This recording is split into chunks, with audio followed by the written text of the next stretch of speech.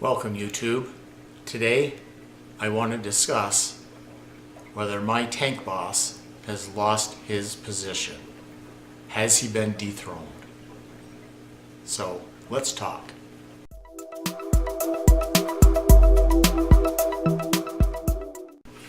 We'll start off with, you can see that they're happy to see me. It's feeding time. I think they always think it's feeding time, but it is actually feeding time. And you can just take a few seconds and watch, some of the, I suppose, mild aggression. And then we'll talk about what I've seen happen over the last few months. So my dragon blood here is, or has been, the tank boss for pretty close to a year, which is the length of time I've had him, the length of time I've had this aquarium set up. And it's been really interesting to watch his development. He's certainly grown in the year. But one thing that I noticed first was I added these fryer eyes in, and of course they were smaller also. They've probably been in for 9 months, 8 months maybe. And as they've gotten larger, this one that I'm actually following, there's 4 of them in there, he's certainly the boss of the fryer eyes, but he may be becoming the tank boss, although it's really hard to know for sure. So with these fryer eyes getting larger, and I'm not really sure if this is why this happened, but the dragon blood here, he came from a couple guys that I know, and he came with a bit of a maybe an aggressive background, but he had a very distinctive dot on the top near his dorsal fin, about halfway back, a black dot, and so we called him Dot. Then about 3 months ago, for some reason, in the course of maybe not even a week, he lost all of his color.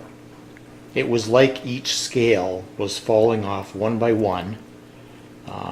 Of course, the scale wasn't falling off, the color was just bleeding out of it. And he became, with the exception of his eyes, albino. There was no color. And obviously I was concerned about him. So that's one thing that happened. He wasn't ill, he was eating well, but I was watching, and the fryer eyes were trying to choose a location in the tank that they could claim as their own. And the dragon blood had this back corner for the longest time. That was his spot. He defended it quite well. There's lots of times that the fish would be on the right hand side of the aquarium, most of them. And then the next thing that happened was I added in this Sloveni. Let's see if I can grab him there. Added this girl in, and she was a bit risky to put in there,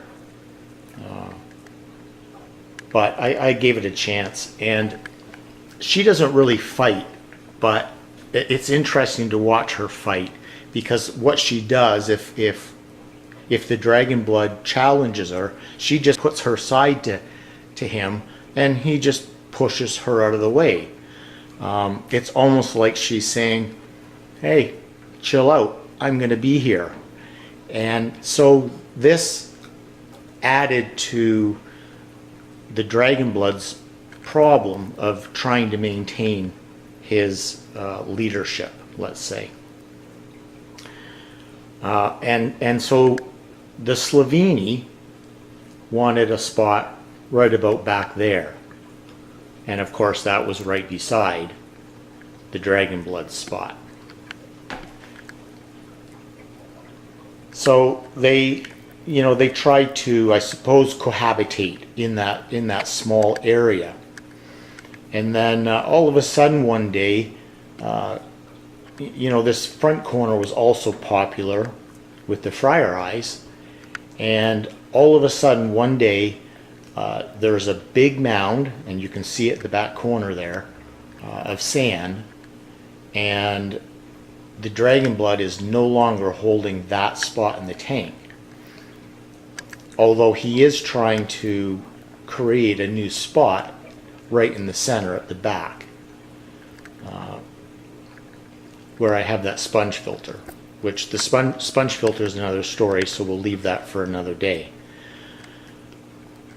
So it's just been really interesting. The front runners for Tank Boss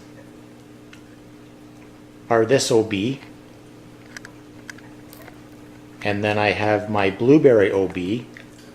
He's actually had to go out of the tank on a couple of occasions to give him a timeout, which has worked successfully, but he can be a bit aggressive.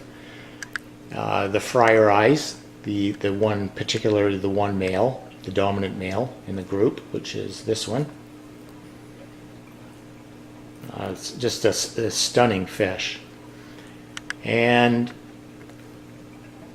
I think that's it. I don't think the Sloveni is going to take Tank Boss position, but time will tell. So you decide. You let me know what you think. Who is the Tank Boss, and who might be the up-and-coming Tank Boss? Thank you for watching. Have a good day.